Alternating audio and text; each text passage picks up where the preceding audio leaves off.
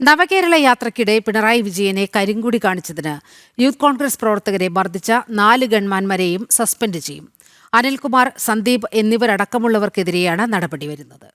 അതേസമയം ഗൺമാന്മാരെ രക്ഷിക്കാനായി ഇടത് സർക്കാരിന്റെ കാലത്ത് കേസ് ഡയറി തിരുത്തിയെന്ന് മുൻ അന്വേഷണ ഉദ്യോഗസ്ഥർ SITക്ക് മൊഴി നൽകി.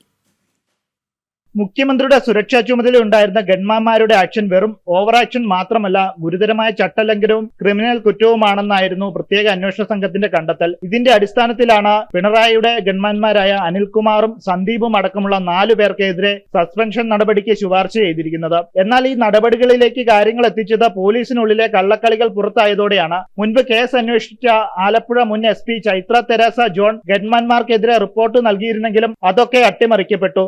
ഗൺമാന്മാർക്കെതിരെ വകുപ്പുതല നടപടി സ്വീകരിച്ച് മുഖ്യമന്ത്രിയായിരുന്ന പിണറായി വിജയന്റെ സുരക്ഷാ വലയത്തിൽ നിന്ന് മാറ്റി നിർത്തണമെന്നായിരുന്നു റിപ്പോർട്ടിൽ ഉണ്ടായിരുന്നത്. എന്നാൽ ഈ റിപ്പോർട്ട് പൂഴ്ത്തിവെക്കപ്പെട്ടു. പിന്നീട് കോടതി ഇടപെടലിനെ തുടർന്ന് കേസെടുത്ത് മൊഴി രേഖപ്പെടുത്തിയപ്പോൾ സാഹചര്യ തെളിവുകളും സാക്ഷിമൊഴികളും പൂർണ്ണമായും ഗൺമാന്മാർക്ക് എതിരായിരുന്നു. ഇതോടെ പ്രതിസന്ധിയിലാകുമെന്നറിഞ്ഞ ആഭ്യന്തര വകുപ്പിലെ ഒരു ഉദ്യോഗസ്ഥൻ കേസ് അട്ടിമറിക്കാൻ നേരിട്ടിറങ്ങി.